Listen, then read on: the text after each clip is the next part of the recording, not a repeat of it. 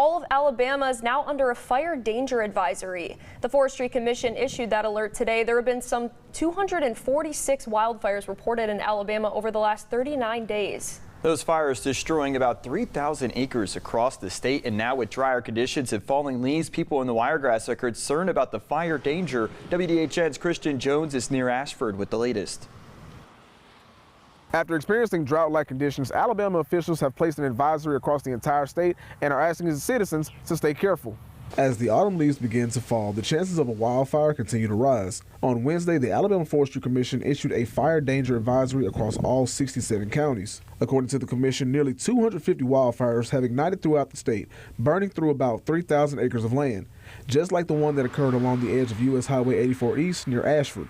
Forestry officials say that this is due to the drier air conditions and lack of rainfall throughout the state. While this may be a shock to some, officials say this is not uncommon during this time of year. Typically here in October is one of our drier months here in Alabama, and every 5 or 10 years we have severe drought conditions in the month of October, and we're in one of those years right now. According to the Dothan Fire Department, the lack of rainfall mixed with the drier air conditions means that fires are able to ignite easier while also spreading much more rapidly. This advisory will stay in place until the state gets an adequate amount of rainfall, but officials are unsure as to how much that actually is. Well, it's really not a certain amount. We just need adequate rainfall to get more moisture in the ground. Right now with the grasses, they're all cured over, and pine straw, grasses, all will start a wildfire real easily. So we just need adequate rainfall. The current advisory does not bring any harsh restrictions to what is normally in place. Here in the city of Dothan, there is a burn ban to anyone who does not have the proper permit.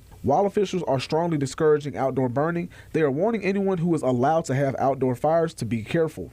So in those areas where it is permissible to have outdoor fires, just make sure you have a water hose handy. Make sure you have a pail of water. One thing that we see a lot is unanticipated is disposing of charcoal out of your grill. Make sure that it's out, wet, and cold before you dump it in a garbage can. While there isn't one currently in effect as of right now, Dunn said he would not be surprised if a burn ban was placed statewide in the near future. In Ashford, Christian Jones, WDHN News for the Wiregrass.